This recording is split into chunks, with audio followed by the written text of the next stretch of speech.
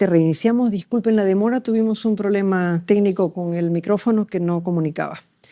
En la pregunta 69 vamos a relacionar la descripción con la fibra nerviosa. Nuevamente, con este tipo de preguntas vamos a valernos de la respuesta para tratar de ir ordenándonos. Por ejemplo, detecta aumento en la tensión del músculo. El aumento en la tensión depende del uso o del órgano de Golgi. Depende del órgano de Golgi. Por consiguiente, las fibras 1, Golgi viene después, B. ¿Ok? Yo me fijo en esto, es la letra D. Miren aquí. El único que coincide es este, ¿verdad? Entonces, por un asunto de seguridad, si tengo tiempo, yo seguiría mirando el resto, ¿verdad? Si no tengo tiempo, ya sé que la única alternativa es esta. Si estoy bien segura de la primera, no hay otra, ¿verdad? Ok, lo vamos a revisar simplemente por un asunto didáctico. La estimulación lleva a contracción de la masa del músculo esquelético. La masa del músculo esquelético es la motoneuronita alfa, que contrae todas las fibras voluntarias. Por consiguiente, eso sería el número 2, la letra A, la motoneurona alfa, efectivamente está acá. Y la 3, el estiramiento del músculo lleva a un aumento directo. Esto corresponde a la letra C, las fibras 1A, estiramiento, el uso. Entonces, todo nos coincide, pero se dan cuenta que en caso de apuro, en este caso, en esta pregunta, solo con saber la primera, bien segura de la primera, no tendría problemas, me ahorro todo el tiempo, ¿verdad? Ok, aquí está el cuadro para que tengan ustedes oportunidad de reflexionar. El hecho de seccionar, los que van a ser cirujanos alerta con esta pregunta. El hecho de seccionar las fibras nerviosas simpáticas que inervan a los vasos sanguíneos en los brazos o piernas, generalmente en cirugías que toman el hombro, que toman la articulación coxofemoral, la cadera, esa zona es complicada, ¿verdad? Allí está el plexo, arriba el plexo braquial, abajo el plexo lumbosacro. Y fíjense ustedes lo que pasa cuando la fibrita vegetativa la cortamos. Al cortar la fibra vegetativa, rápidamente hay una vasodilatación. A veces es tan brutal la vasodilatación que se ve debajo de las cubiertas de la persona. Se ve que se va hinchando la pierna, que es brutal. Aumento compensatorio de la liberación de epinefrina desde la médula, aumento de la liberación de norepinefrina desde la médula, desarrollo de hipersensibilidad a las catecolaminas, pérdida del tono simpático, yo le pondría pérdida brusca del tono simpático. Bruscamente se vasodilata el brazo o la pierna según sea el nivel de lesión. Y es bien difícil de manejar la sección de una fibra simpática en una extremidad. Deja a la persona con un edema difícil de manejar. ¿Ok? Difícil de manejar. El componente de pérdida del tono simpático. ¿De acuerdo? 7.1. En su intento en una maratón, un corredor colapsa y llega con severa deshidratación aguda. Lo van a ver en esas tiendas que ponen para atención de los corredores o de los deportistas y lo encuentran, no solamente ha perdido el conocimiento, sino que está deshidratado.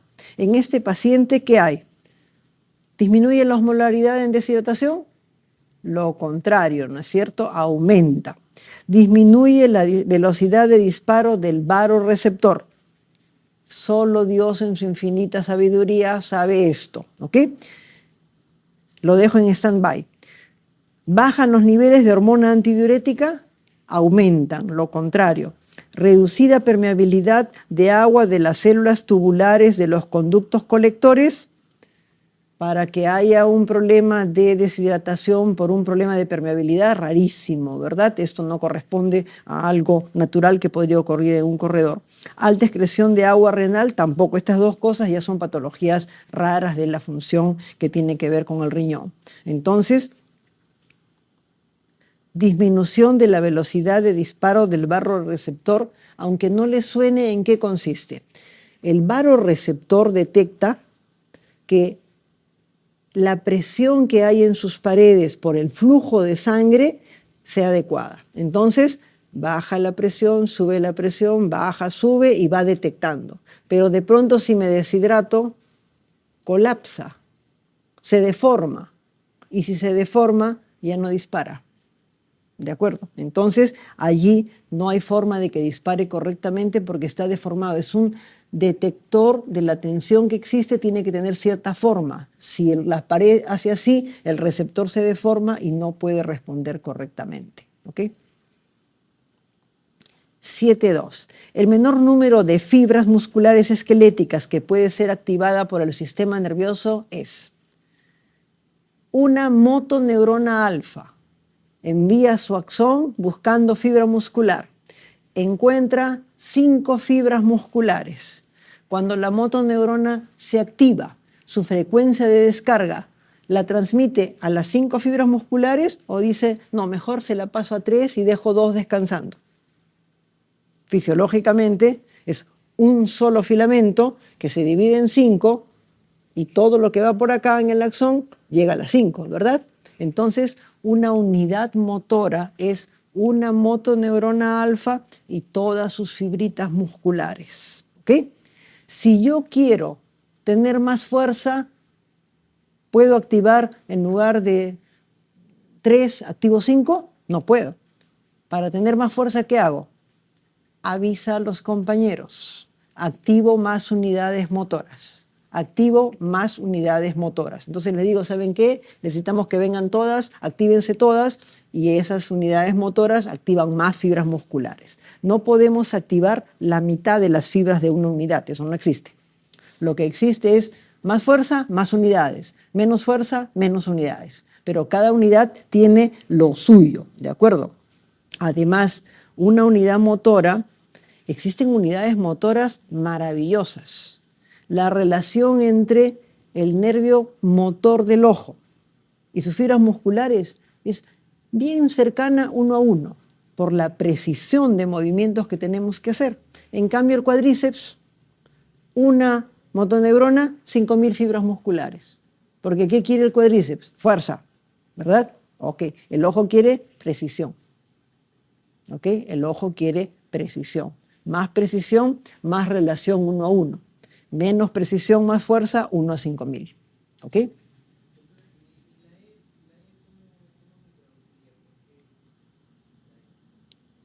Ok. Todas las fibras musculares inervadas por la misma rama de un axón. Miren la sutileza. El axón al final se divide, ¿verdad? Ok, si se divide en 5, cada uno de mis dedos inerva, se vuelve a dividir porque se abre, se abre, se abre, se abre. Se refiere a estas ramitas iniciales. En realidad es todo el axón. Lo que está acá se va a activar igual que esto de acá, igual que esto de acá, igual que esto, igual que esto. Y si acá pongo más divisiones, igual. El potencial difunde por todas las ramas sabidas y por haber. ¿Ok? No es una sola rama, son varias ramas y todas se activan al mismo tiempo. Se calcula unas casi 200 divisiones. No se olviden que todo esto es microscópico, ¿no es cierto? Todo esto es microscópico. ¿Ok? 7.3. Estimulación repetida de una fibra musculoesquelética causa una contracción tetánica, porque la concentración intracelular de uno de los siguientes solutos aumenta y permanece a un nivel alto. ¿Quién será responsable de esto? El supercatión, ¿no es cierto? El supercatión. No se olviden de las reglas del calcio. Algo se mueve, algo se prolonga, algo se activa, algo se recuerda. El calcio funciona para todas estas cosas. Dicho sea de paso, miren la contracción tetánica por el calcio. ¿Qué dijimos del calcio? Sodio, y si entra catión, no baja, ¿verdad? Se mantiene arriba como en el corazón. Pero si esto es demasiado, la contracción tetánica, no se olviden. ¿Ok? Aquí estamos en músculo ya. Miren el componente eléctrico y miren el componente mecánico. ¿Recuerdan esa pregunta? Primero es acá, el periodo refractario está acá y la contracción mecánica está acá. ¿Ok? Siempre lo eléctrico es primero. Cerebelo. ¿Qué hace el cerebelo? Ahí no hay mucho que pensar. El cerebelo se encarga de la coordinación. Lo moderno está abajo. El cerebelo ahora tiene que ver también con un síndrome afectivo cognitivo. El cerebelo activa el lóbulo prefrontal y tiene varios componentes que están en plena exploración. Se está estudiando el cerebelo en autismo y se está estudiando el cerebelo en déficit de atención, por si acaso. ¿Ok? Eso es reciente. Probablemente en algún momento van a venir preguntas. No se olviden, siempre decimos coordinación, tono muscular y equilibrio. Pero hay cosas nuevas que están apareciendo. ¿Ok? Neurotransmisor de la unión neuromuscular, ya está de más, ¿no es cierto? Acetilcolina, recuerden ustedes, receptores nicotínicos NM, no hay mucho que discutir. Canales sinápticos en la placa terminal del músculo esquelético, ¿ok? Los canales sinápticos, tenemos el receptor y los canales que están acoplados al receptor. Son selectivos para sodio, se abren cuando la membrana se despolariza, se activan por acetilcolina, se inhiben por atropina, son responsables del periodo refractario relativo. Detalles sobre la sinapsis colinérgica. Cuando se libera la dopamina, la mayor parte, ahorro es progreso, se recapta y se vuelve a colocar en las vesículas. Una partecita actúa enfrente. Y así son todos los neurotransmisores. La acetilcolina no es la única que no tiene recaptación. Es la única. También es una interesante pregunta de examen, porque es la única. ¿Ok? La acetilcolina se destruye en la hendidura y hay que volverla a fabricar. Hay que volverla a fabricar. ¿Ok? Recuerden, primer neurotransmisor de la evolución, acetilcolina. El primero que apareció en la evolución, es el más primitivo. Y además, la acetilcolina, cuando investigaron cómo es que puede una orden pasar de un nervio a un músculo, descubrieron la electricidad, sí, el componente eléctrico, pero pensaban que la electricidad saltaba de un lado a otro. Y ahí fue cuando en la hendidura encontraron la acetilcolina.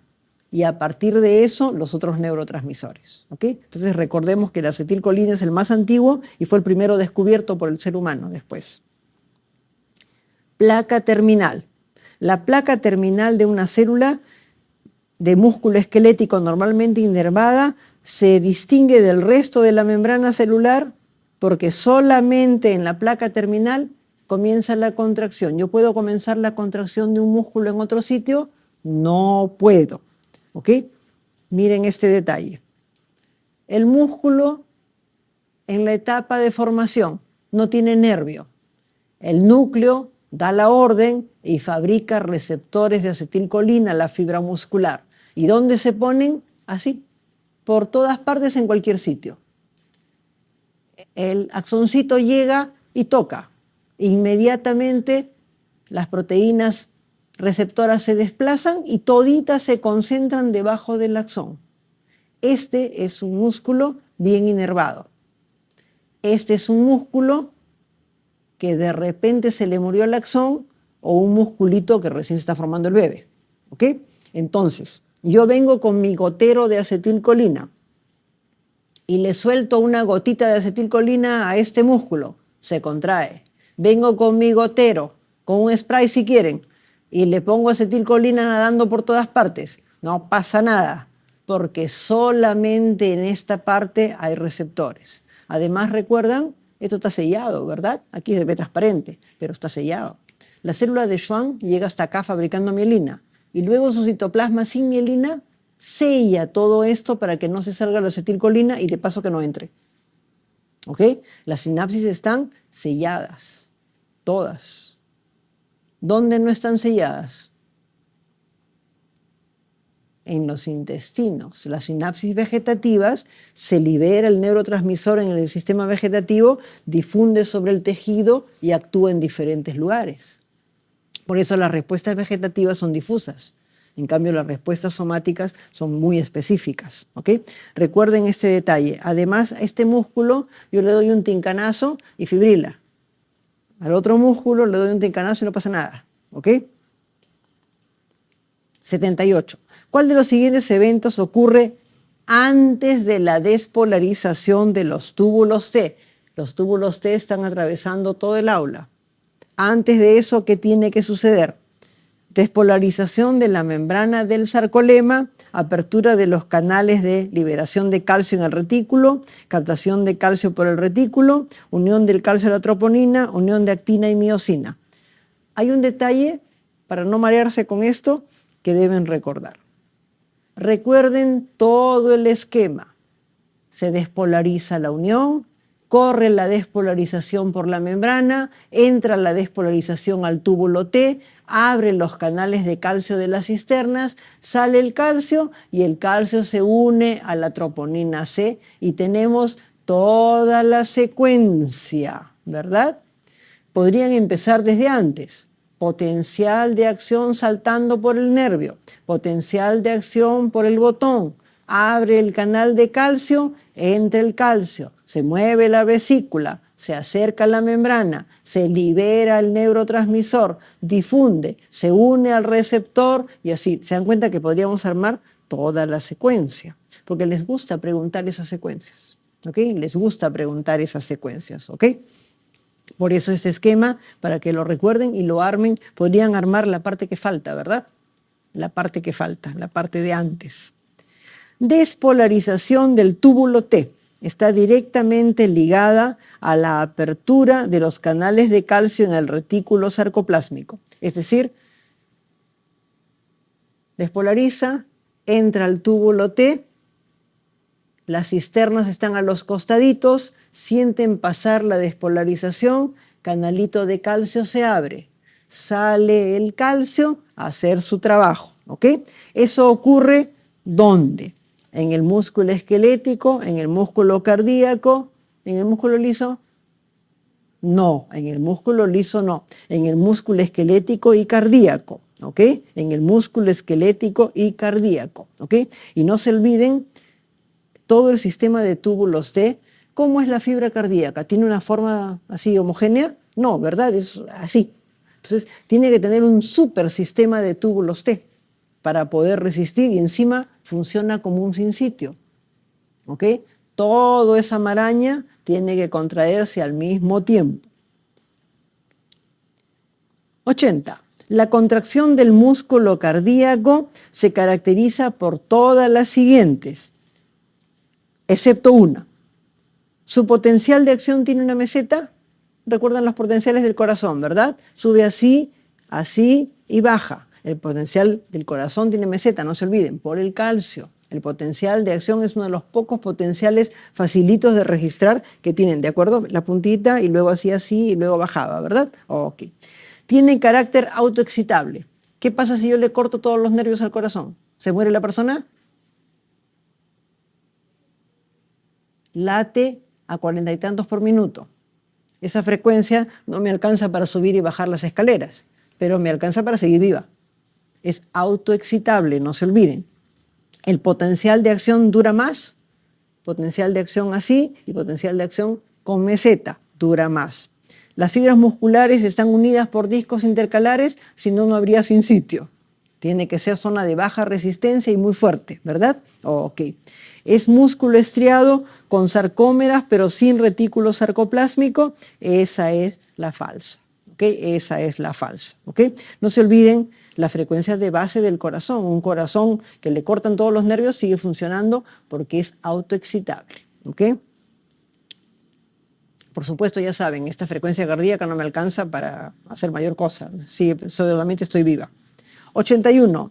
¿Cuál de las siguientes estructuras de los túbulos T están más marcadamente desarrolladas? ¿En qué estructura los túbulos T están más desarrollados?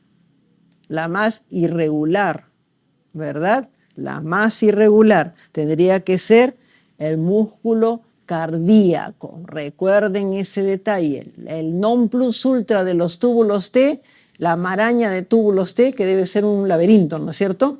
Es el músculo cardíaco. Músculo cardíaco. 8.2. El gemelo. Pongo su anestesia más, corto pedacito, saco pedacito, lo pongo sobre la riñonera. ¿Qué pasa con el pedacito de músculo? ¿Se queda así del mismo tamaño o se contrae?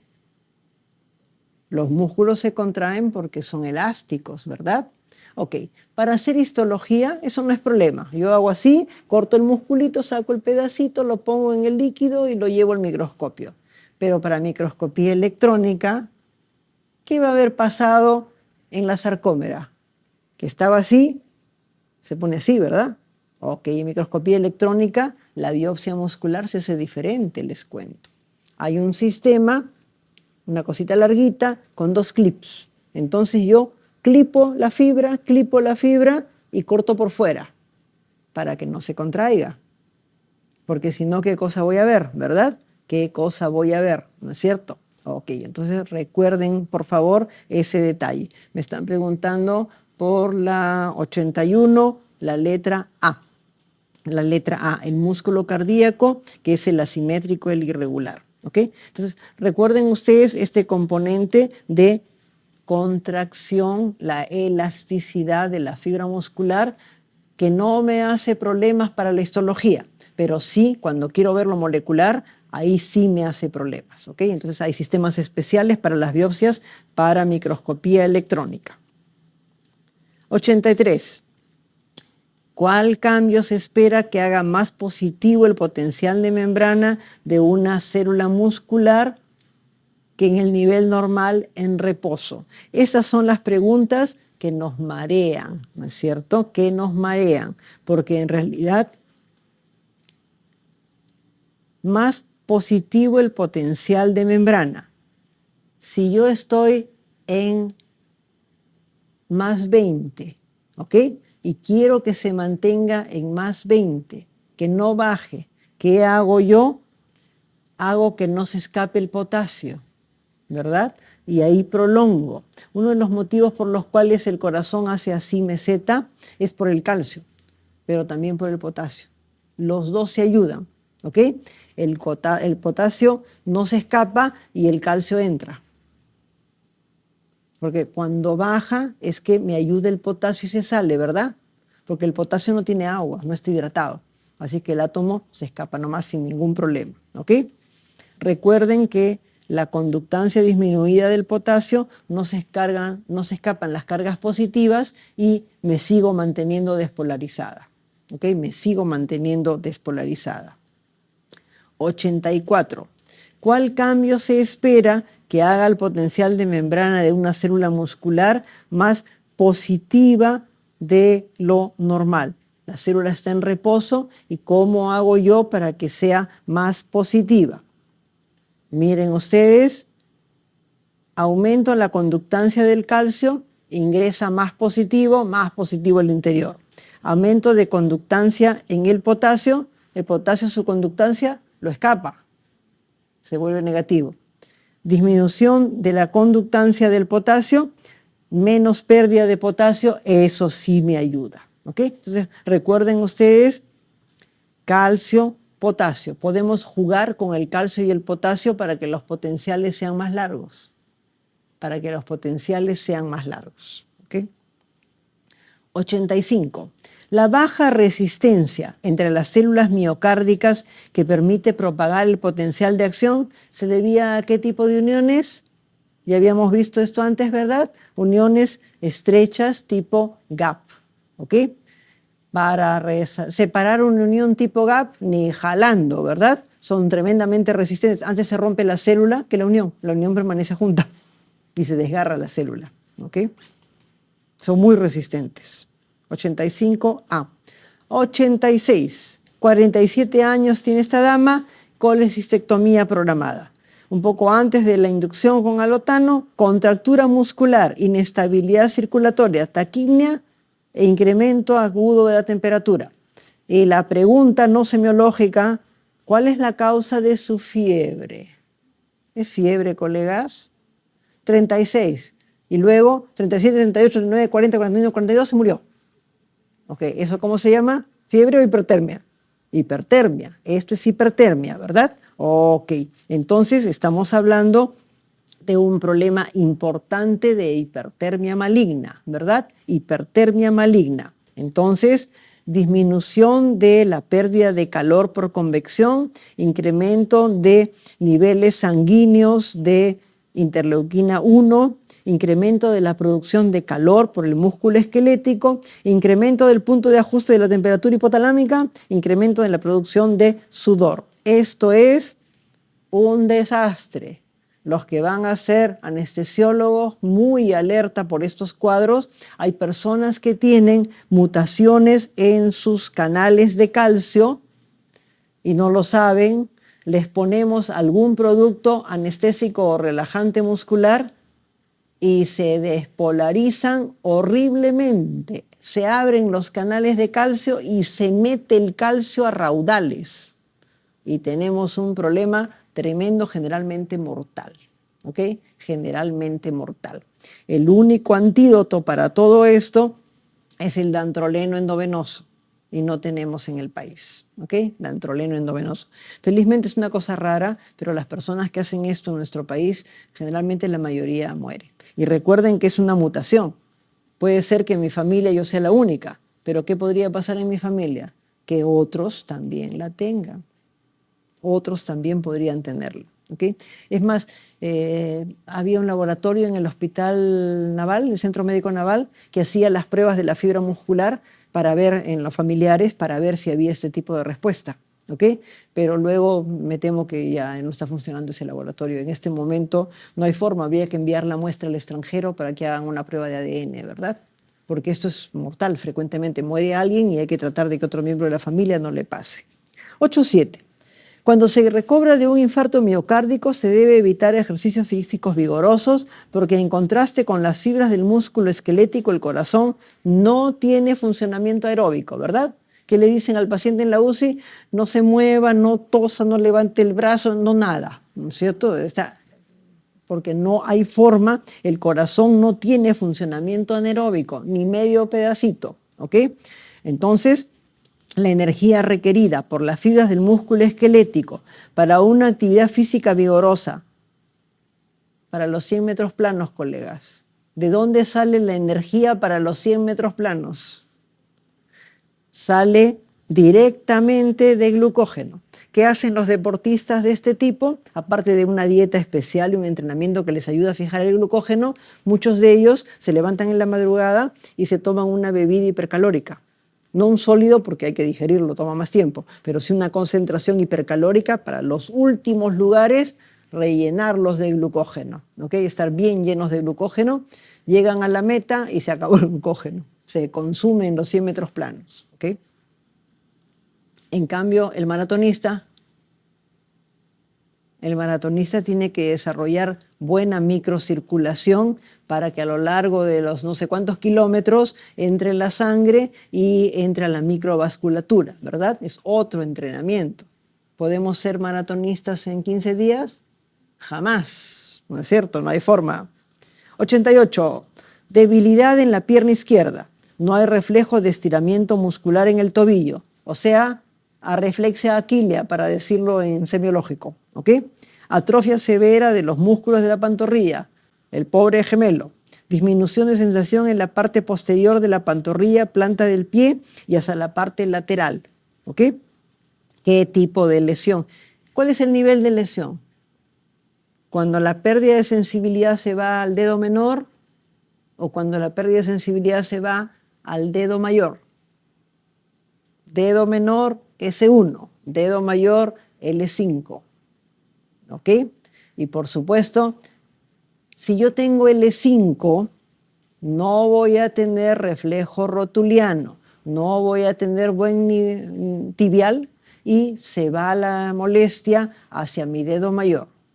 Si yo tengo S1, no tengo buen gemelo, no tengo aquileo y el dolor y la sensibilidad, la pérdida, se me va hacia el dedo chiquito.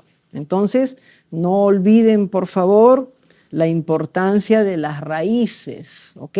Por contraposición, parte del ciático, L5, S1, ¿ok? La pregunta tiene que ver con el hecho de que hay componente motor y componente sensitivo.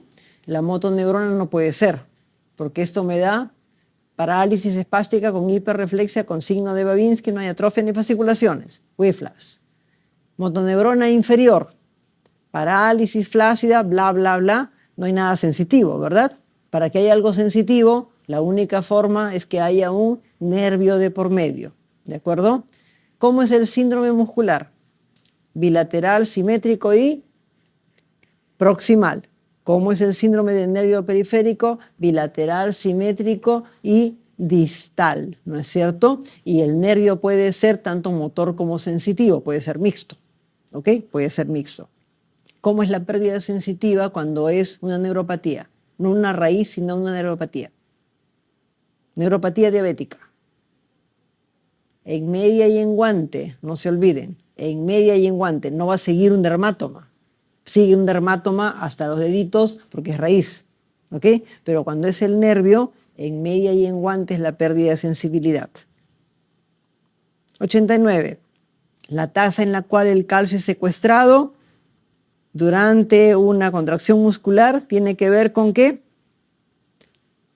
La tasa de secuestro es directamente proporcional, se regresa, se relaja, ¿verdad? Ya, se libera, se contrae, se regresa, se relaja.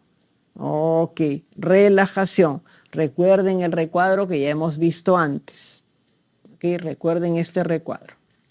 90. ¿Qué evento ocurre con la relajación luego del acoplamiento muscular, excitación, contracción? ¿Ok? ¿Qué evento ocurre al momento de la relajación? Para que el músculo se relaje, ¿qué hay? ¿Todavía hay conducción? No. ¿Se libera el calcio? No. Más bien se secuestra el calcio. Nuevamente el mismo recuadro, ¿verdad? Recuerden la relación, pueden ustedes preguntar por la salida del calcio y por el regreso del calcio de diferentes maneras. Son la misma pregunta, pero de diferentes maneras, ¿ok? De diferentes maneras. La regla sigue siendo la misma. 91. ¿Qué afirmación de las siguientes es correcta respecto al reflejo de retirada? ¿Ok? El reflejo de retirada lo podemos ver muy sencillo o lo podemos ver muy complicado. ¿Ok? Miren el reflejo de retirada. Mis dos piececitos, piso el clavo. Cuando piso este chinche, inmediatamente mi receptor cutáneo sube el dolor, sube el dolor. Primera neuronita, cuerpo en el ganglio, entra por la raíz posterior y aquí establece contacto con la segunda neurona que cruza al otro lado, sube hasta el tálamo y del tálamo a mi lóbulo parietal para que yo sienta que me han hincado y dónde me han hincado, ¿verdad? Esa es una parte de la vía. Pero miren el trabajo de la primera neuronita. Además, la primera neuronita va a tener contacto no solo con la segunda, sino con muchas interneuronas. Y miren la parte sencilla del reflejo de retirada, ¿ok? La neuronita, yo piso acá, ¿y qué tengo que hacer? ¿Seguir pisando o retirar el pie? Retirar el pie. Por consiguiente, inhibe el extensor con una interneurona inhibidora y activa el flexor. ¿Ok? Para que yo inmediatamente doble mi pie y nadie se vaya a oponer. Pero además, miren lo interesante. Si yo levanto un pie, ¿qué tiene que pasar con el otro pie? Tiene que afirmarse, si no me caigo, ¿verdad? Ok, entonces miren lo interesante del reflejo de retirada gracias a esta miserable neuronita solita. La primera neurona de la sensibilidad me informa hasta arriba, su función más importante, pero además el reflejo de retirada. Y miren lo complicado, porque a través de interneuronas no solamente activo el mismo lado, sino el otro también. ¿Ok? Miren lo interesante de los reflejos. Entonces, contrae los flexores y relaja los extensores de la extremidad afectada y acá podríamos seguir escribiendo, ¿verdad? Pasa la información al otro lado y hace lo opuesto, ¿ok? Para afirmar la extremidad, si no nos caemos. 9.2. ¿Cuál de las siguientes manifestaciones es cierta con respecto al reflejo monosináptico? Con respecto al reflejo monosináptico. Si es monosináptico, ¿tendrá dos sinapsis? No, pues no es cierto, tampoco. Es un reflejo que actúa rápidamente. Si solo tiene dos, debe ser, ¿verdad? ¿Les gustaría tener reflejos corticales? Dios me libre. La corteza es noble pero lenta, ¿ok? La corteza aprende a manejar. Y cuando hemos aprendido a manejar, podemos reaccionar rápido. Voy por la avenida Petit Thouars, hay un montón de buzones ahí sin tapa. Y yo digo, esta vez no me agarra, ¿verdad? Entonces mi cerebro calcula mi aceleración hasta el buzón, calcula la velocidad con la cual yo debo girar mi timón, con la velocidad con la cual debo estirar mi pierna para acelerar, cuánto hago, ya me pasé encima hace rato, ¿ok? Porque la corteza le toma mucho tiempo. Pero una vez que la corteza aprende todo eso, se lo pasa a los ganglios basales. Cuando ustedes aprendieron a manejar, se subieron a su carrito, llegaron a la universidad y todos dijeron, ay, tu carro nuevo, se subieron todos. Y los llevaron a todos. Y todos conversaron. ¿Y ustedes qué le dijeron? Cállense que estoy manejando. ¿No ven que la conversación nos distrae? Porque recién han aprendido. En cambio ahora, mira que esto, que el otro, que aquí, que allá, ahí está el hueco. La corteza ni se entera, los ganglios basales se encargan, ¿verdad? Y uno conversa, por supuesto no maneja el celular en ese momento, ¿verdad? Solamente conversar. Ok, entonces recuerden que lo cortical nada que ver. Los reflejos son importantes, nos salvan la vida evidentemente y sí guarda relación con el estiramiento. Los reflejos monosinápticos nos salvan la vida, son los reflejos rápidos. Uno monosináptico que conocen ustedes y que lo hacen seguido, espero. El reflejo osteotendinoso es considerado monosináptico. ¿Ok? El reflejo del martillito. ¿Ok? Son reflejos monosinápticos. Respecto al reflejo miotático, señale la falsa. Los reflejos miotáticos son la otra forma de llamar al reflejo del martillito.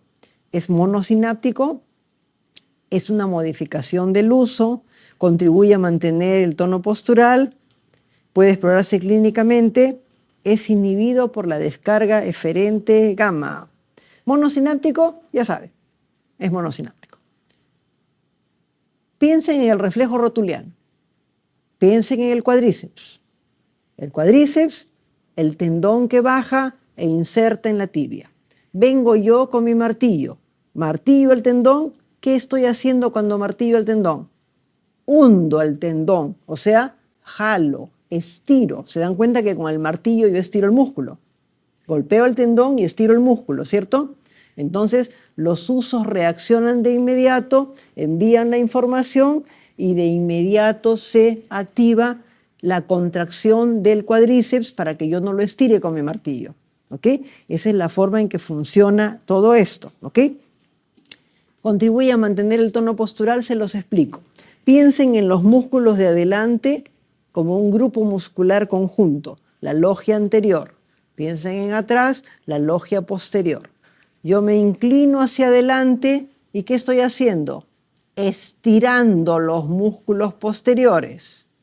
Se activan y me enderezo. Me estoy yendo para atrás, estoy estirando los músculos anteriores, se contraen y me enderezo. Se dan cuenta que los usos son parte de nuestra estabilidad. Gracias a los usos estamos estables, ¿ok? Y funcionan gracias al estiramiento, ¿ok? Entonces, recuerden ustedes el sistema eferente gamma. Si ahorita hay un temblor, ¿qué va a pasar con su tono muscular? Aumenta, ¿ok? Las fibras gamma son las que aumentan nuestro tono muscular, ¿ok? Aumentan nuestro tono muscular, ¿ok? 9.4. De las siguientes afirmaciones, la correcta. La sarcómera es más pequeña que la del músculo estriado. ¿La sarcómera del músculo liso existe? No existe. El neurotransmisor de la placa motora es siempre la acetilcolina, ¿ok? Siempre la placa motora tiene acetilcolina. Puede tener otros en el caso de las placas motoras vegetativas, ¿ok? el músculo liso son más importantes los canales de calcio que los de sodio. ¿Ok? ¿En el músculo liso hay más filamentos gruesos que finos? No. ¿El músculo liso tiene proporcionalmente más miosina que el estriado? No. ¿Ok? Entonces, con respecto al músculo liso, señalemos cuál es la correcta. ¿Se dan cuenta? En realidad, hay cisternas, pero si es una célula tan chiquita, ¿dónde entrarían las cisternas? Las cisternas no existen. ¿El calcio de dónde viene? Porque tiene que haber calcio para que la bolita de miosina y lactina se desplace, tiene que haber calcio. Viene de afuera, es bombeado hacia adentro. ¿Ok? No hay cisternas, ¿ok? Entonces, los canalitos son más importantes, ¿ok? Los canales para que puedan ingresar. No hay cisternas acá, ¿ok? Recuerden esto del calcio extracelular, el calcio extracelular, ¿ok?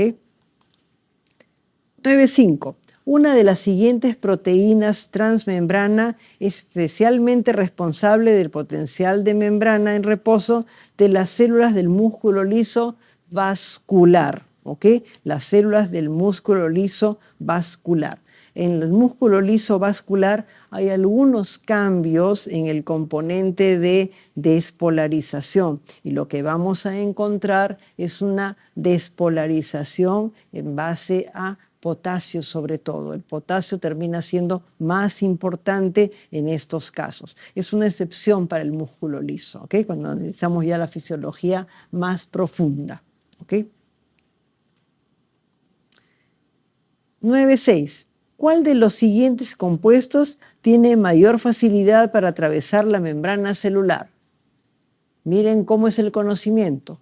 Mi generación, cuando estaba como ustedes, hubiera marcado la urea, porque no sabíamos que había, ¿qué cosa reciente?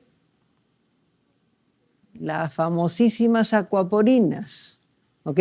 Para que vean las brechas generacionales, ¿no es cierto? ¿Ok?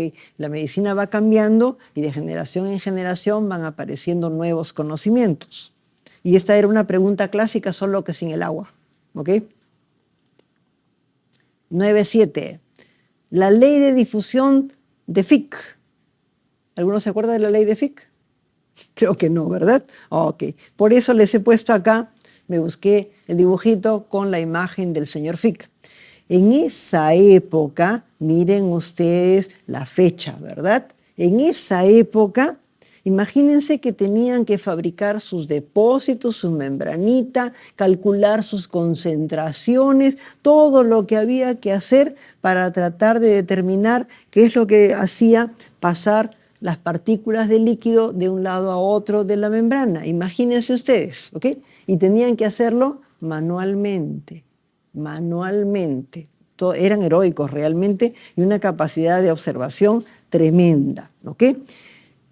El flujo de partículas disminuye cuando aumenta la diferente concentración de partículas a través de la membrana, el grosor de la membrana, el área de la membrana, la temperatura, el diámetro.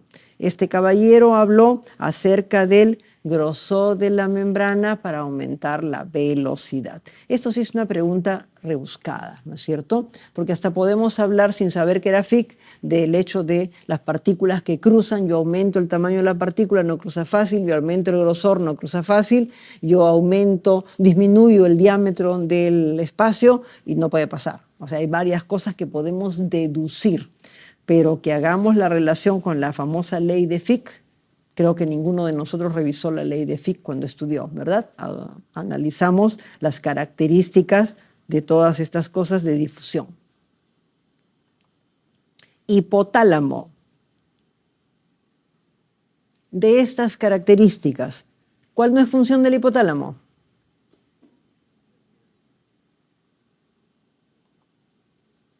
El tronco regula la frecuencia cardíaca y la frecuencia respiratoria. ¿Ok? Recuerden ustedes el tronquito con sus centros vulvares, ¿verdad?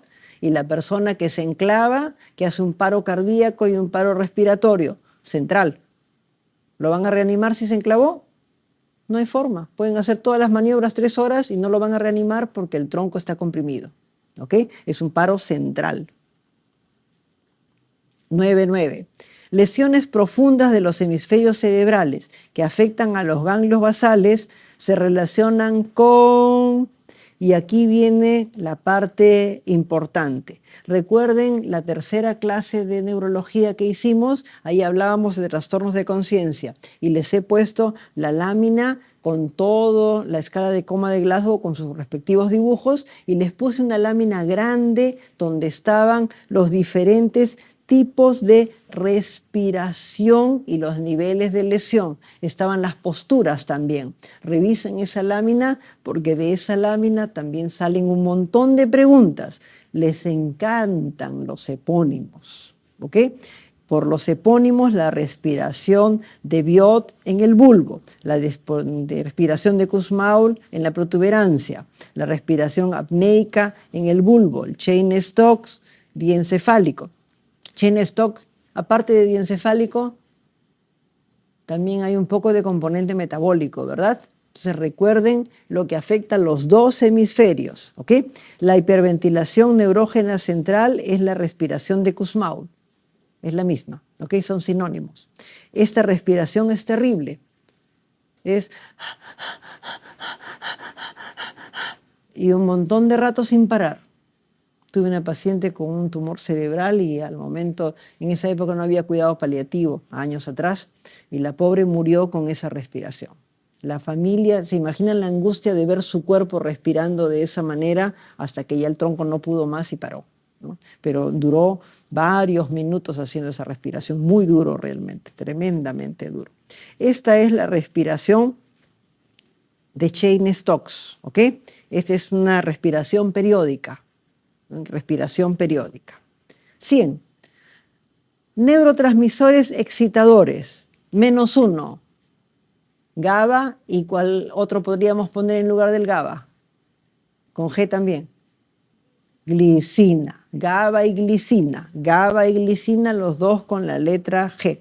Todos los demás son excitadores. ¿Yo podría transformar el glutamato en inhibidor? ¿Qué tendría que hacer? Sí se puede. ¿Qué trasplante hago? Al receptor que recibe la forma del glutamato, le cambio el canal, le pongo un canal de cloro, le saco el canal de sodio y le pongo un canal de cloro.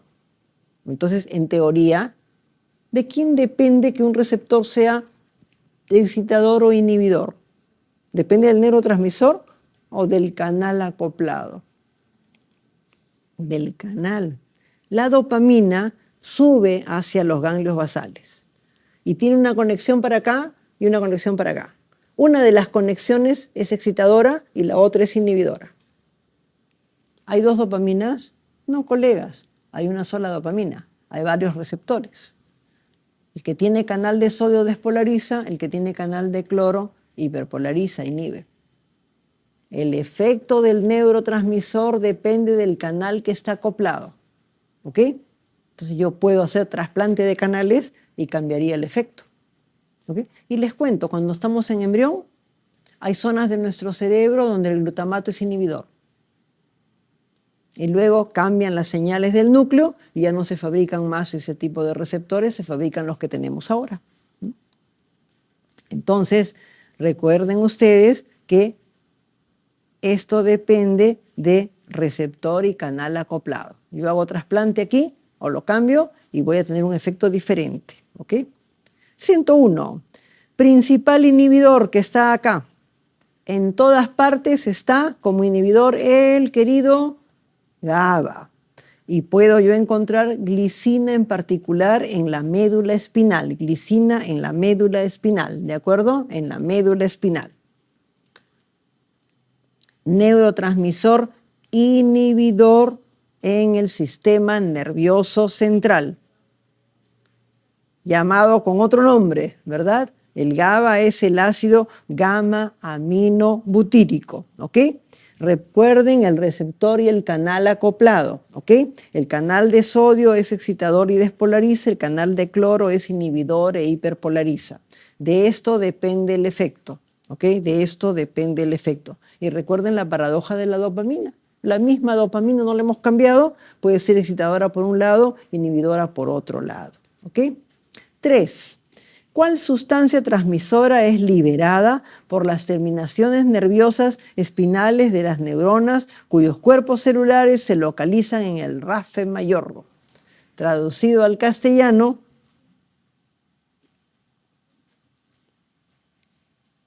¿cuál es el rafe mayor? Así como GABA y glicina, RAFE con R es el sistema reticular. Y el sistema reticular es el que tiene en particular serotonina. Al sistema reticular le gusta la serotonina. Donde quiera que esté el sistema reticular, serotonina. ¿Okay? Endorfinas y encefalinas. Cuando estamos nosotros enamorados, endorfinas y encefalinas se descargan. El día en que ingresamos a la residencia, descarga de encefalinas y endorfinas. Somos felices, ¿no es cierto? Ok. ¿Para qué sirve la sustancia P?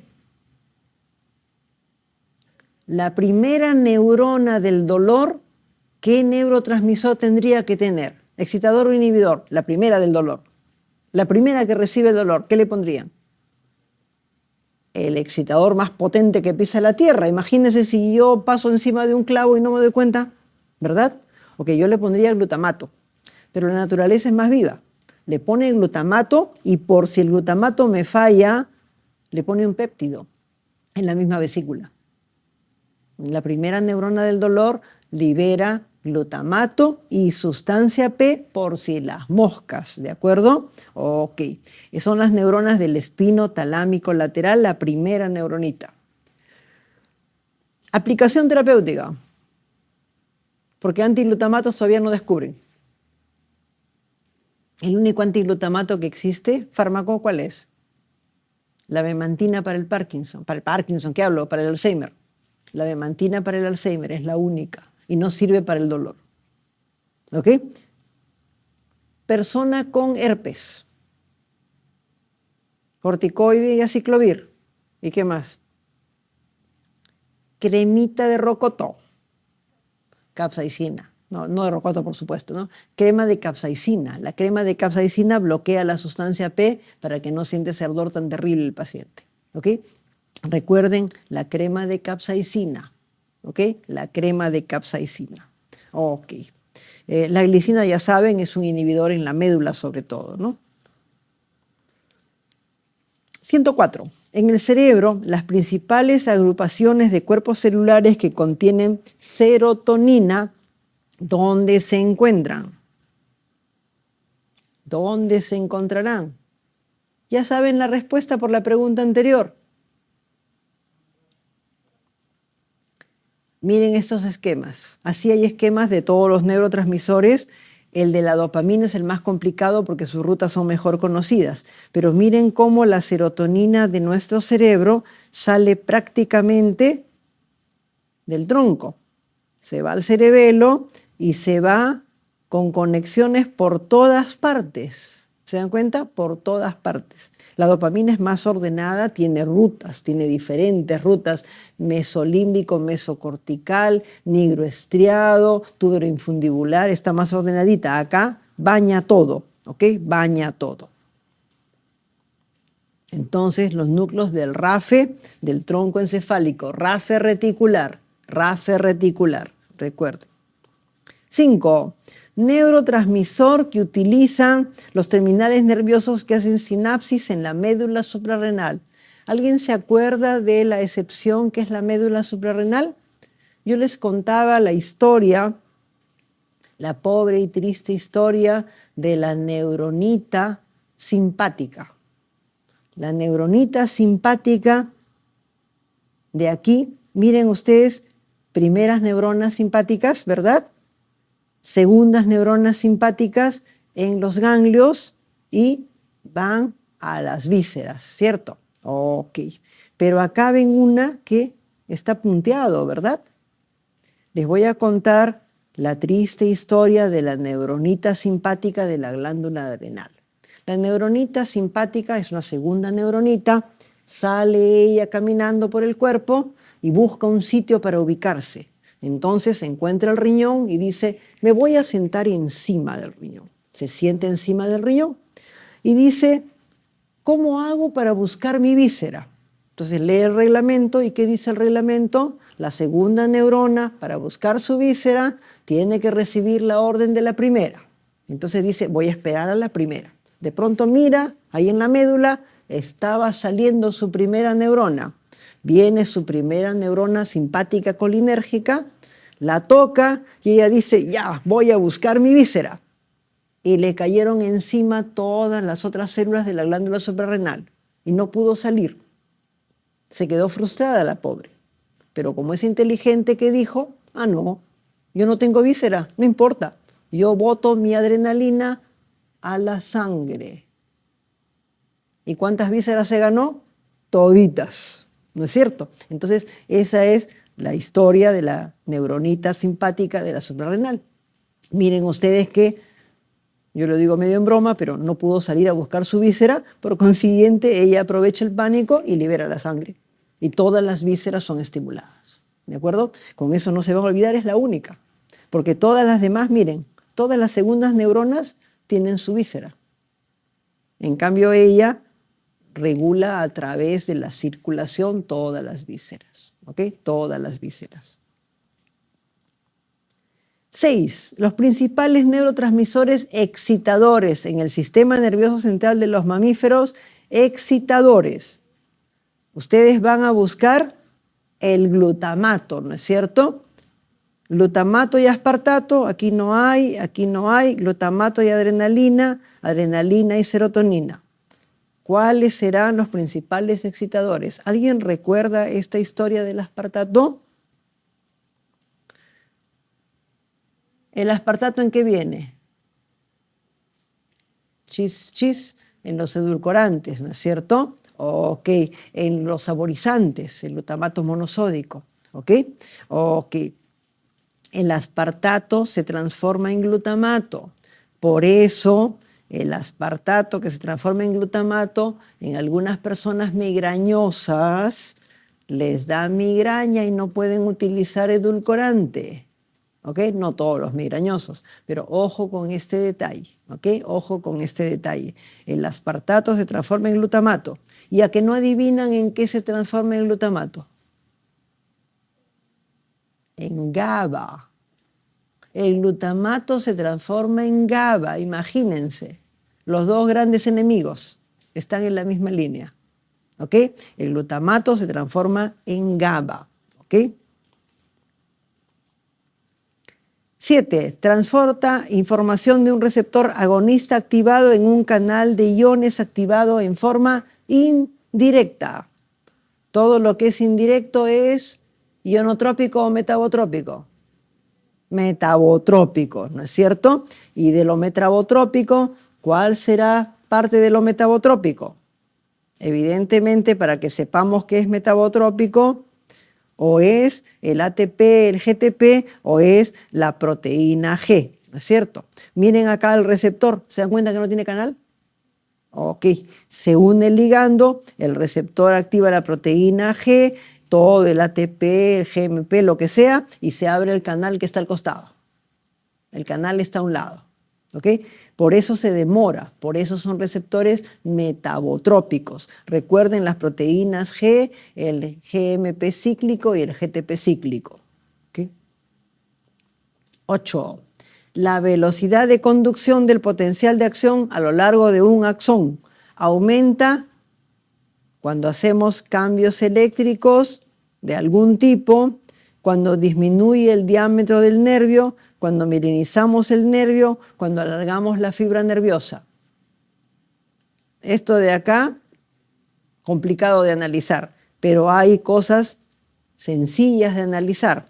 ¿Cuándo conducimos más rápido? Cuando tenemos más mielina. Recuerden, el diámetro del axón y el diámetro del axón más la mielina son los que determinan más velocidad. ¿Okay? Podríamos también tener poca mielina, pero un axón grande. ¿Okay? Los dos componentes, el diámetro axonal y el diámetro de la mielina, aumentan la velocidad de conducción.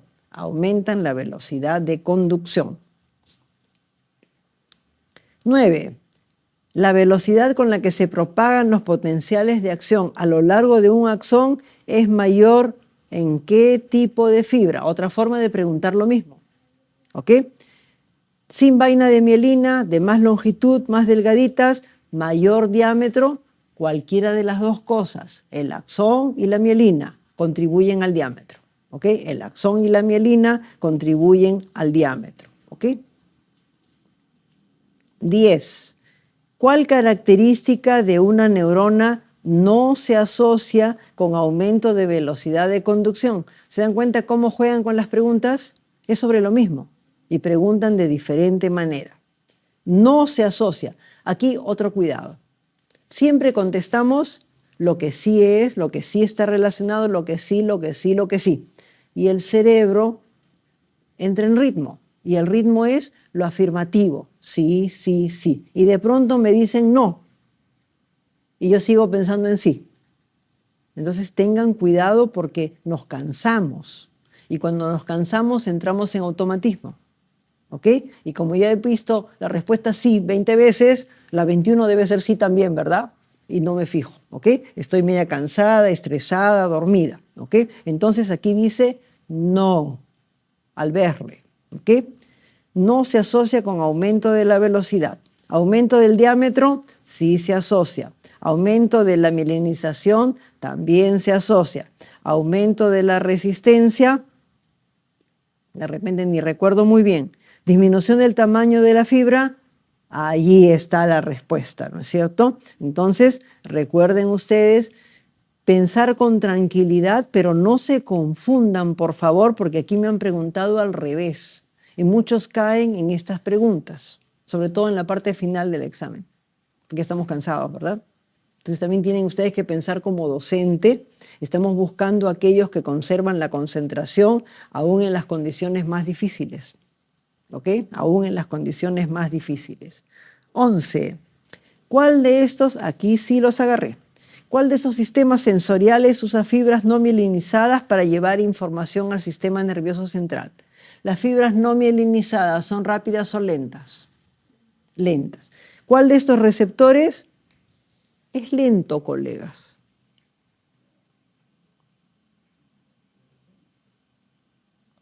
Propiocepción, visión, vibración, temperatura, presión.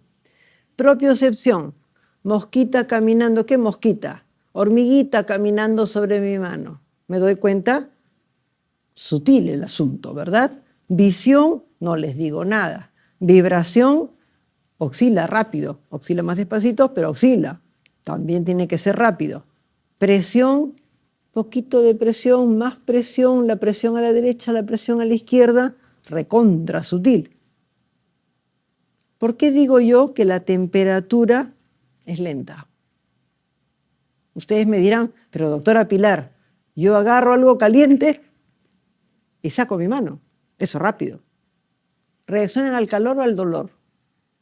Ah, al dolor.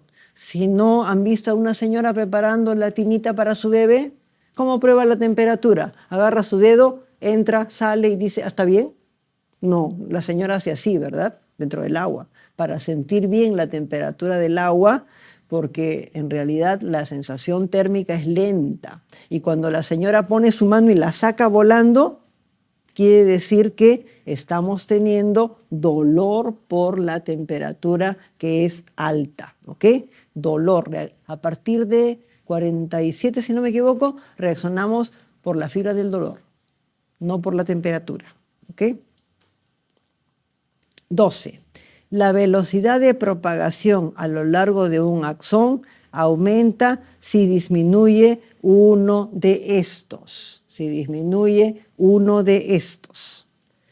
Resistencia y capacitancia. Todavía resistencia me puedo pelear. ¿Alguien recuerda la capacitancia? Difícil, ¿verdad? A ver. Velocidad aumenta. Cuando aumenta la excitabilidad, nada que ver. Cuando aumenta el periodo refractario, solo Diosito sabe. Diámetro axónico, esto es más peleable. Pero entre estos dos, ¿qué me hago?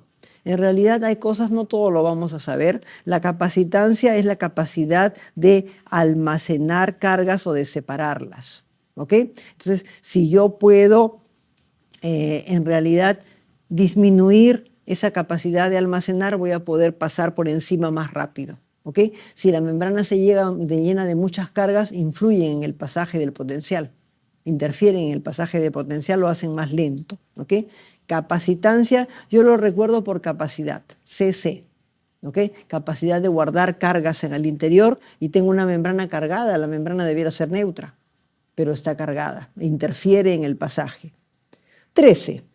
¿Cuál de las siguientes características de un axón depende más de su grosor? El potencial de reposo, el periodo refractario, la velocidad de conducción, y ahí rápidamente tengo una respuesta que me ahorra leer el resto, ¿no es cierto? Yo siempre marco lo que respondo así rápidamente, le pongo una marquita al costado. Cuando me queda tiempo al final, por si acaso, siempre reviso, no vaya a ser que esté en estado alucinatorio, ¿no es cierto? Entonces siempre me aseguro. Aquí rápidamente, con los conocimientos que tenemos, sabemos que esta es la respuesta y ya no leo estas de acá, pero siempre marco esas preguntas. Marco las preguntas que son estrambóticas, marco las preguntas que no debo confiarme, y de acuerdo al tiempo que tenga, procedo en la parte final. ¿Ok? Recuerden, miren la diferencia. Axón con mielina, 100 metros por segundo, colegas, 100 metros por segundo, es increíble. En cambio, los no mielinizados, 0,2 a 0,5 metros por segundo. Miren la gran diferencia, es abismal la diferencia, ¿verdad? Ok. 14. ¿Cuál de los siguientes causa el rigor mortis? ¿Quién recuerda este detalle del rigor mortis? ¿Por qué el cuerpo se pone rígido? Empieza la descomposición. ¿Hay energía o no hay energía? No hay energía. Si no hay energía, ¿qué es lo que va a suceder? Cuando no hay energía, se empieza a desintegrar las estructuras, se sale el calcio, se prende y se contrae. ¿Ok? ¿El calcio va a poder regresar a la cisterna? No puede. Entonces, estamos contraídos con rigor mortis varias horas. ¿Por qué se relaja de luego? ¿Le inyectan energía? Degeneran las estructuras. Se desensamblan las proteínas y se cae todo. ¿Ok? No por energía. Recuerden, la falta de energía hace que el calcio se quede prendido en su lugar y se produce una rigidez. La rigidez de tipo rigor mortis. No hay energía para recaptar, se mantiene la unión adnectina-miosina, esa es la rigidez. ¿Y cuándo pasa eso? Cuando ya se desintegran los sistemas. ¿Ok? 15. ¿Cuál de las siguientes afirmaciones determina si la liberación de neurotransmisor en las uniones sinápticas causa excitación o inhibición en las neuronas postsinápticas? ¿Cómo hacemos para que el neurotransmisor sea excitador o inhibidor? ¿Depende del neurotransmisor? No. ¿Depende del receptor? Sí depende del receptor. No depende de la recaptación, ni la cantidad de calcio, ni la velocidad de transporte. Miren, dos receptores con canalito de sodio, con canalito de cloro. Sodio es positivo, es un catión, este es un anión. De aquí, menos 70, menos 50, menos 20, menos lo que sea, hasta más. Y aquí, menos 70, menos 80, menos 90. ¿Ok? Y todas en realidad pueden estar en relación a esto. ¿Ok? En relación a esto. La 114E. Algunas veo, otras veo que han contestado los colegas a través del chat, así es que gracias para no tener que retroceder. ¿Ok? Recuerden este sistema, aquí hemos cambiado canalitos, ¿verdad? Canalitos, ¿ok? 16. De las siguientes afirmaciones sobre los potenciales de acción, marquemos la que es correcta. Marquemos la correcta. durante la fase de despolarización se abren los canales voltaje dependientes, se abren los canales de potasio, voltaje dependiente, estoy leyendo aparte. B, la fase de repolarización se debe a un cierre lento de los conductos de sodio. En la placa motora, los canales que permiten la despolarización son noradrenalina dependientes. El potencial de acción se inicia en un punto y no cesa hasta despolarizar toda la célula. En las fibras cardíacas es menos duradero que el de las fibras nerviosas. La última, ¿es menos duradero? ¿Es verdad eso? No, al contrario, ¿verdad? El potencial del corazón es con meseta, es más duradero. Esta ni a hablar, ¿ok? El potencial de acción se inicia en un punto y no cesa hasta despolarizar toda la célula. ¿Recuerdan este esquema en la clase de fisión? Ok. Yo soy el cuerpo de la neurona. Este es mi cono de implantación y este es mi axón, ¿ok? Entonces, yo recibo todos los impulsos, hago mi cálculo y envío un potencial desde el cono de implantación por todo el axón. ¿Por qué el potencial parte de aquí, de mi hombro, y más bien no sube y de repente retrocede a la primera neurona? ¿Cómo hago yo para que corra un potencial? Tienen que haber canales, ¿no es cierto?, en la superficie para que haya todo el mecanismo de pasaje de sodio y el potasio, el sodio que entra, el potasio que sale y se va reconstruyendo el potencial y va corriendo. Resulta que de aquí para abajo sí hay canales, pero de aquí para arriba le di una limpiadita a mi superficie y aquí no hay canales. ¿Puede retroceder el potencial? ¿Retroceder a mi cuerpo? E inclusive saltar a la primera neurona, no puede. Está bloqueado. En esta banda no hay un solo canal. No le queda más remedio que avanzar. Siguiente detalle. Este es mi brazo ahora. Mi brazo es mi brazo. Mi nervio mediano está acá. Yo agarro un estimulador y estimulo el mediano. Y veo el abductor corto del pulgar, inmediatamente tic, tic, tic. El potencial solo baja. Les cuento que también sube. Cuando ustedes tienen una lesión de nervio periférico, el neurofisiólogo estimula hacia abajo, bestial.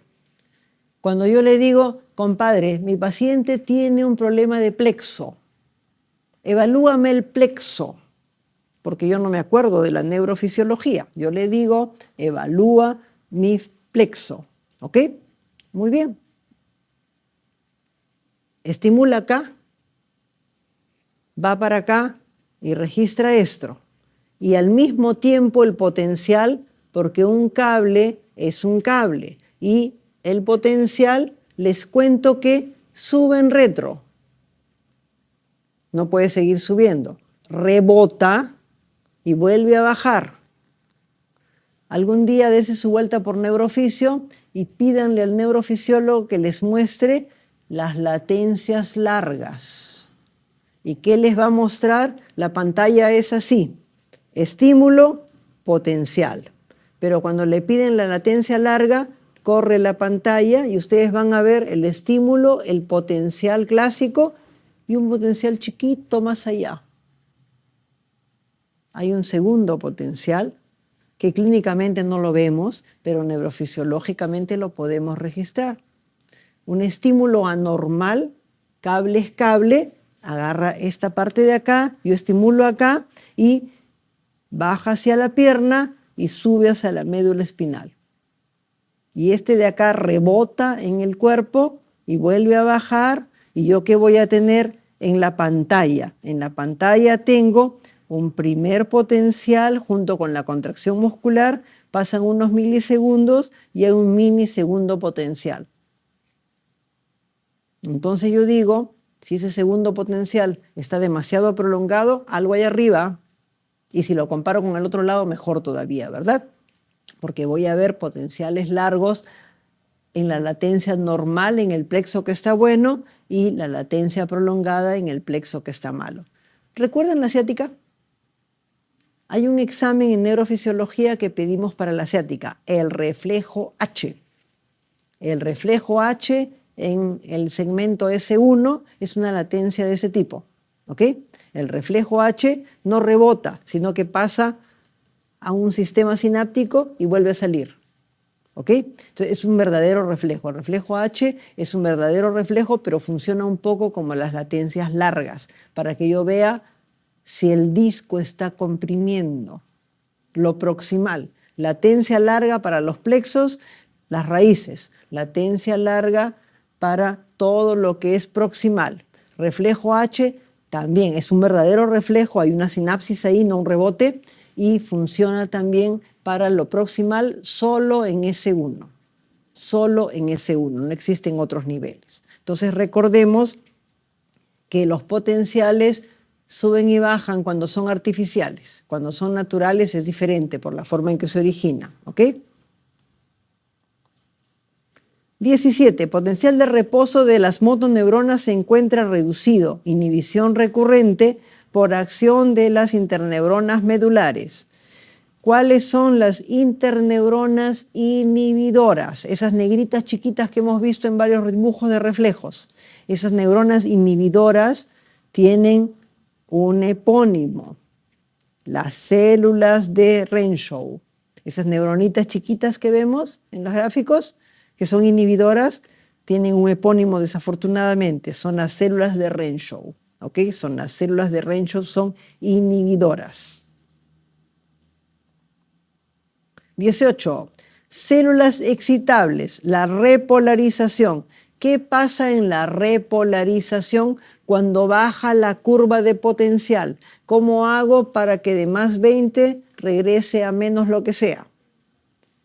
Me valgo del potasio, que tiene unos canalitos colocados estratégicamente para poder sacarlo al exterior. Entonces, yo estoy buscando el flujo, la salida de potasio, ¿ok? Recuerden que los canales yo los pongo como quiero, ¿verdad? ¿Dónde hay canales para que entre el potasio? ¿Se acuerdan dónde? Los canales para que entre el potasio están en las células ciliadas del órgano de Corti y el sistema auditivo. El sistema vestibular y auditivo, ¿se acuerdan? Canalito con tapa. Se mueve el cilio, se destapa y entra el potasio. A fin de cuentas entra una carga positiva. Disculpe. ¿Qué otra carga positiva despolariza? Que no sea sodio. En el gusto, el ácido, hidrógeno. Recuerdan que en el gusto, en el receptor del gusto, entraba hidrógeno. Tiene que entrar una carga positiva. Clásico sodio, menos clásico el potasio al revés, con un canal al revés. Y los hidrogeniones despolarizan, son positivos. Teóricamente cualquier catión positivo ingresa y despolariza. ¿Ok? 19. Todos los siguientes ocurren cuando un músculo no estimulado es estirado. Yo estiro un músculo y aumento la precarga. Aumento la postcarga, no podría porque todavía no lo he estirado. ¿Aumento la longitud cuando lo estiro? Sí. ¿Aumento la tensión pasiva? Sí. Lo único que no podría hacer es la postcarga porque todavía no lo he estimulado, ¿verdad? Ok. 21. Forma más rápida de transporte sobre una distancia mayor de 1 centímetro. Cuando hablamos de difusión, transporte activo, todas estas cosas, ¿qué tomamos en cuenta? Una molécula que va a pasar al otro lado de una membrana, ¿no es cierto? Entonces, ¿esa distancia serán centímetros? No, pues son micras, ¿ok? Es una distancia microscópica, ¿ok? 1 centímetro. ¿Difusión o transporte? No hay forma. Es simplemente lo mismo que el edema de las piernas, ¿verdad? Flujo por diferencia de presiones. Todo esto es molecular. Esto no. Esto lo vemos a simple vista inclusive, ¿verdad? Ok, recuerden el flujo debido por diferencia de presiones, ¿ok? Todo esto es molecular, son micras únicamente.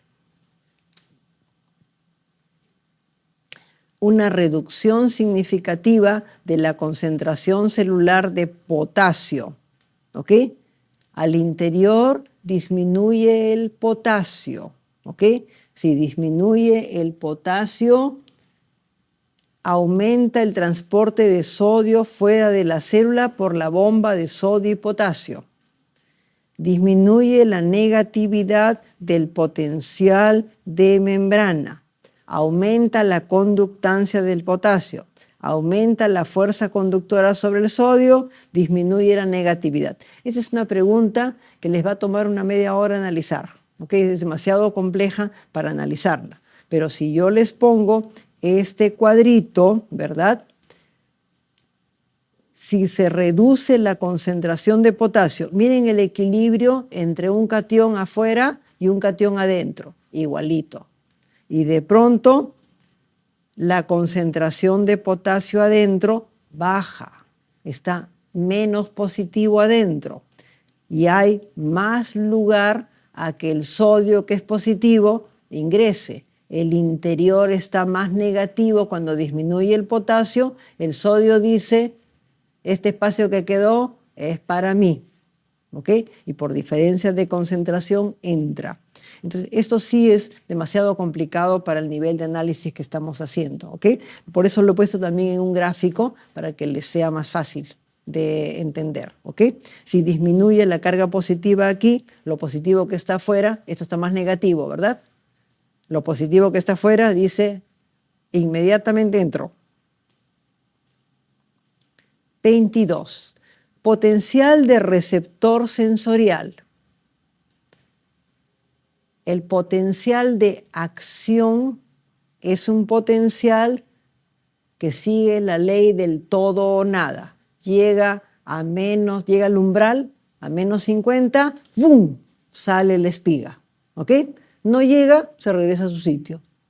Entonces el potencial de acción es ley de todo o nada. Y el potencial de acción que hace sobre la acción se desplaza, ¿no es cierto? Ok.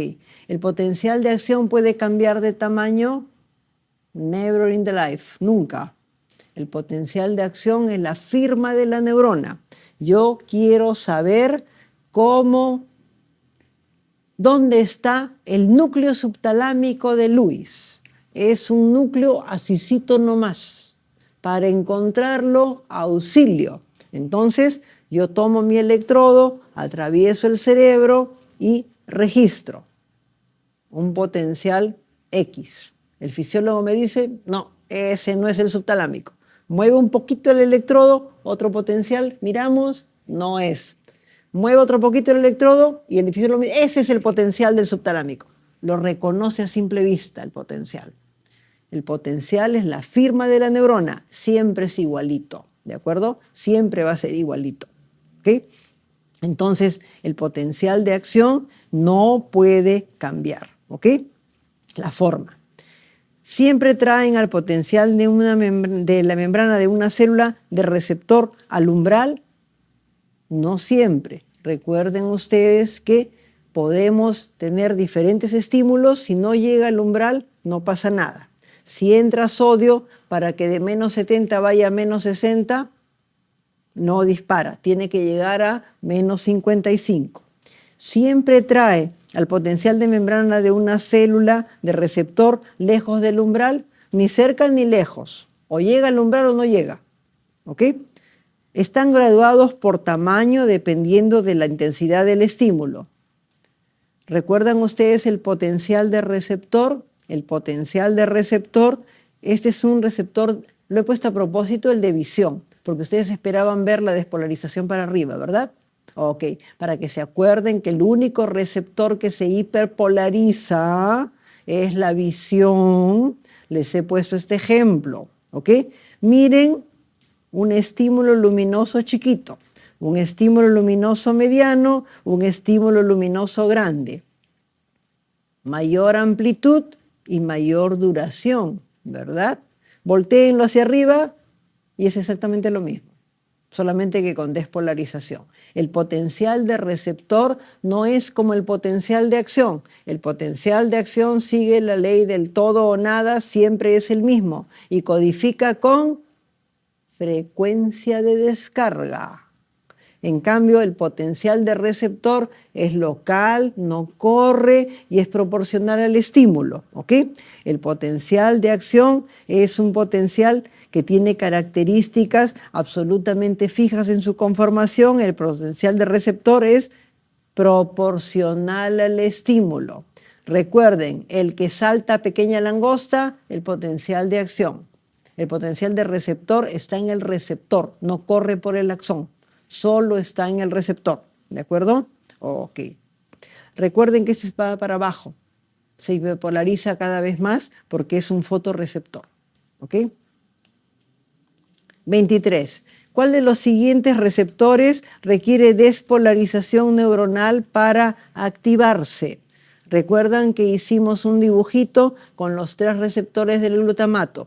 ¿Cuál requiere despolarización prolongada para activarse? El que están usando en este momento si todavía están despiertos, ¿ok? Ok. Entonces, recuerden ustedes la excitotoxicidad, que es una teoría relativamente reciente, ¿ok?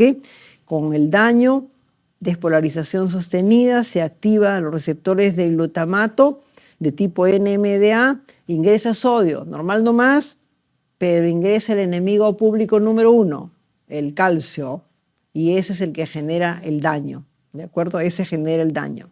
24. El potencial de acción comienza con una despolarización. ¿Con qué de estas cosas comienza la despolarización?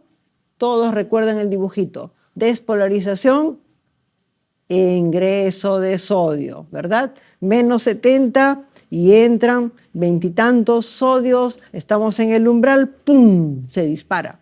A partir de acá, nadie lo para. Por eso es la ley del todo o nada. ¿Qué dicen los fisiólogos sobre esto?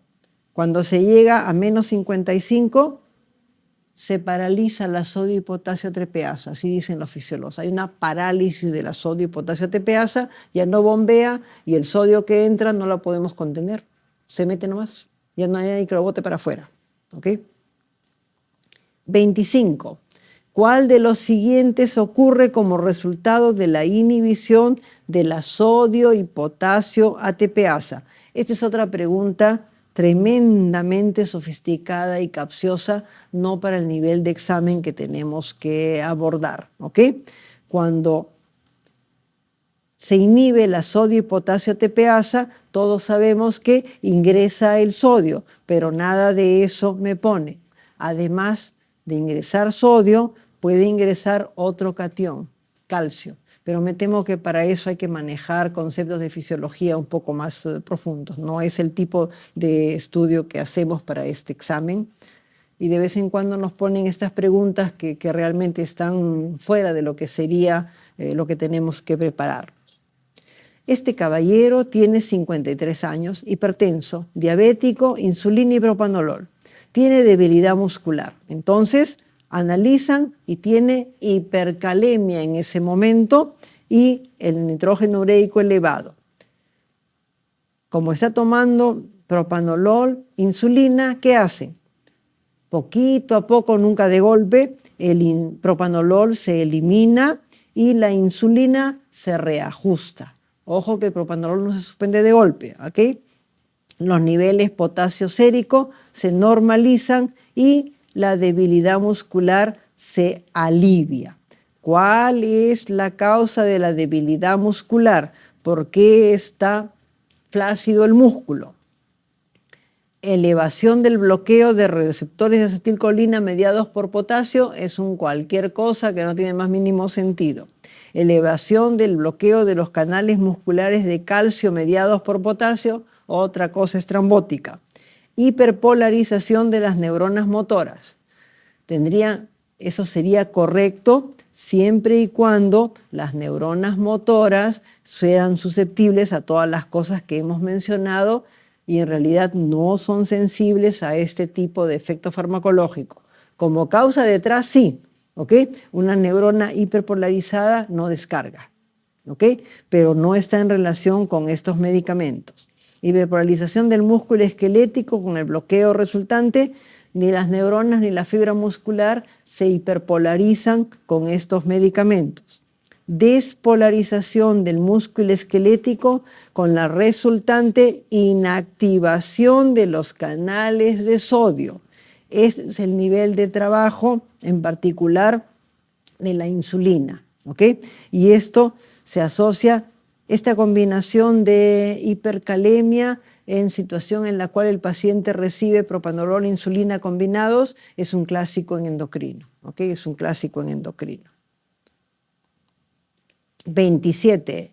Cuerda del tímpano. Cuerda del tímpano. Efectivamente, ¿ok? No vayan a pensar en la hiperacusia, en esas cosas, ¿ah? Aunque se llame tímpano, ¿ok? Recuerden ustedes todos los componentes de fibras nerviosas que tiene el nervio facial, ¿ok? Y esto estamos viendo acá, la inervación que se dirige por la cuerda del tímpano hacia la superficie de la lengua. Aquí está la cuerda del tímpano y miren ustedes los 2 tercios anteriores, porque el tercio posterior, el gusto va a través de ¿qué nervio? 9. El 7 adelante, el 9 atrasito, bien abajo, ¿quién queda? Casi en la glotis. El poco gusto que hay ahí, el 10. 7, 9 y 10 tienen que ver con el gusto. Y los 3 de la manito encuentran su segunda neurona en el tronco. Y les he dicho de la manito por la paradoja del nombre del núcleo. El fascículo solitario, efectivamente, ¿ok? No tiene nada de solitario porque tiene 3 conexiones el fascículo condenado, ¿verdad? Ok. 28. El flujo de potasio a la célula produce el potencial de receptor para uno de los siguientes sistemas. ¿Cuál? Se los mencioné, ¿verdad? Los 2 receptores ciliados que hay en el octavo nervio, audición efectivamente, como nos menciona una de las colegas en el chat, audición, y tendríamos que poner acá también el equilibrio, ¿verdad? Audición y equilibrio despolarizan dejando entrar potasio, no salir, entrar potasio, ¿ok? Y los hidrogeniones despolarizan dejando entrar hidrógeno para el receptor del gusto de lo ácido, ¿verdad? De lo ácido. Miren ustedes, aquí están los receptores, los canalitos, perdón, con su tapita, y miren cómo la tapita está cerrada, no entra potasio, se inclinan y la tapita está abierta e ingresa potasio, ¿ok? 29. Agua fría en el oído y da vértigo. ¿Por qué? Porque los canales semicirculares también tienen agüita, endolinfa. Ok. ¿Qué pasa cuando una corriente fría y una corriente cálida se encuentran? Se mueven, ¿no es cierto? El aire, así son las corrientes de aire, encuentro de 2 corrientes de diferente temperatura. Lo mismo cuando la corriente del Niño y la corriente de Humboldt se encuentran, ¿verdad? Y se producen esas marejadas, ¿ok? Entonces recuerden ustedes que hay un componente de convección. Por supuesto, no le van a poner a la persona agua helada en el oído. ¿Se imaginan el vértigo que le daría a la persona? Horrible, oye, ¿no es cierto? Sería un vértigo tremendo. Es agua un par de grados por debajo de la temperatura corporal, no más. Y si la persona hace un horrible vértigo, está bien. Es la respuesta normal. Si la persona le ponen agüita fría y no tiene vértigo, hay una parálisis vestibular, hay un daño vestibular, ¿verdad? Recuerden las corrientes de convección. Para el examen calórico bitérmico, una medición de la sensibilidad vestibular, se introduce agua caliente o fría en el oído. Esto a menudo produce vértigo y náuseas como efecto secundario. Causa principal, La convección nuevamente, ¿no es cierto? La convección nuevamente en las corrientes marinas, en el aire. 31. ¿Cuál produce excitación máxima de las células pilosas en el conducto semicircular horizontal derecho? A ver si recuerdan este enredo, ¿ok? Recuerden ustedes que el canal derecho se estimula hacia la derecha, era derecha con derecha, izquierda con izquierda, ¿ok? Nuevamente este tipo de observaciones, realmente la respuesta es la que vimos alguna vez, pero las alternativas me mandan al desvío y me marean, ¿no es cierto? Porque plegamiento de los estereocilios lejos de los sinocilios, ya ni me acuerdo cuál era el cilio más grande y cuál era el cilio más chiquito, ¿no es cierto? Ok. Hiperpolarización de las células pilosas, si están hiperpolarizadas, no descargan. ¿Y qué tiene que hacer esto con la descarga? Me marea. Entonces, fíjense ustedes cómo nos ponen un montón de cosas que ni siquiera hemos analizado y nos confunden. Por eso, cuando veamos cosas demasiado complicadas, tómenlas con calma y traten de buscar alguna alternativa. Mi impresión es que piensan en algo, ponen esto acá y llenan el resto con otras cosas, que no es una buena técnica docente para evaluar competencias. ¿Ok? No podemos poner cosas descabelladas, tenemos que poner cosas relacionadas. 32. La función principal de los huesos del oído medio es proteger al oído, los huesecillos, la cadena de huesecillos del oído medio, proteger al oído del daño, mejorar la capacidad para distinguir, posibilitar el poder encontrar la dirección de un estímulo, filtrar los sonidos, amplificar los estímulos. ¿Qué hace un tambor? Amplifica, ¿verdad? Es un tambor, ¿no es cierto? Ok, es un tambor, no protege al oído del daño. ¿Quién nos ayuda para la ecolocalización? Pabellón auricular. ¿Cuál es el animalito con la mejor ecolocalización? ¿Han visto las nervaduras de las orejitas del murciélago? Maravilloso, ¿no es cierto? Y mal que bien, algunos canes y algunos equinos levantan la orejita y ¿qué pueden hacer para localizar? Pueden mover las orejas para ver de dónde se percibe mejor y detectar de dónde viene el sonido, ¿verdad? Ok. ¿Para qué sirve? Esta es la ventana oval. ¿Para qué sirve la ventana redonda? No hay nada que la comprima. ¿Cuál es el dicho? La gota orada a la roca, ¿no es cierto? O sea, tin, tin, tin, y termina siendo un forado, ¿verdad? Ok. Piensen en el caracol y piensen en la vibración. El caracol es hueso, es duro, y el líquido vibra, tan, tan, tan, tan, tan, tan, tan, termina perforando el hueso. Entonces, sabiamente en la base colocan esta ventanita que regenera, la vibración golpea y por acá sale la fuerza del impulso del líquido y esto regenera porque es membranita. ¿Ok? Entonces la naturaleza solita compensa para, si no tuviéramos esto, se nos perfora el canal, el caracol, en cuestión de un par de años. ¿Ok? 33. Afasia, lesión de Broca. Afasia motora o sensitiva, de compresión o de expresión, de percepción o de expresión, de expresión, afasia motora, de expresión. Yo no puedo hablar bien, me dicen, Pilar, levante el brazo, yo levanto, baje el brazo, bajo. ¿Cuál es tu nombre? Ni siquiera puedo emitir correctamente mi propio nombre. Entonces, recuerden ustedes, la persona con Broca habla aquí adelante y con Wernicke entiende. Yo entiendo la orden y la ejecuto, pero quiero decir algo y no puedo, ¿ok? Y no puedo, ¿ok? El hipocampo, el que está primero. Lesión del hipocampo, enfermedad. Alzheimer. No se olviden, Las neuronitas colinérgicas que salen de aquí, ¿ok? Recuerden ustedes el Alzheimer en el hipocampo, atrofia de los hipocampos, ¿ok? ¿Qué tipo de afasia el paciente puede repetir correctamente? ¿Recuerdan ustedes este cuadrito de la clase, verdad? Aquí están todas las afasias, la capacidad de emitir sonido, de entender, de repetir.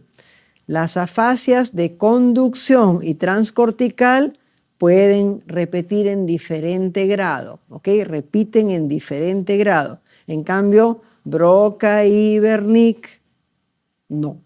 Aquí tienen ustedes los tipos de afasia. La afasia de Broca, puedo no decir nada, estar en mutismo, pero podría ser que yo les hable sin que ustedes me puedan entender. Yo entiendo y yo les quiero contestar, ¿cómo te sientes, Pilar? Y yo contesto,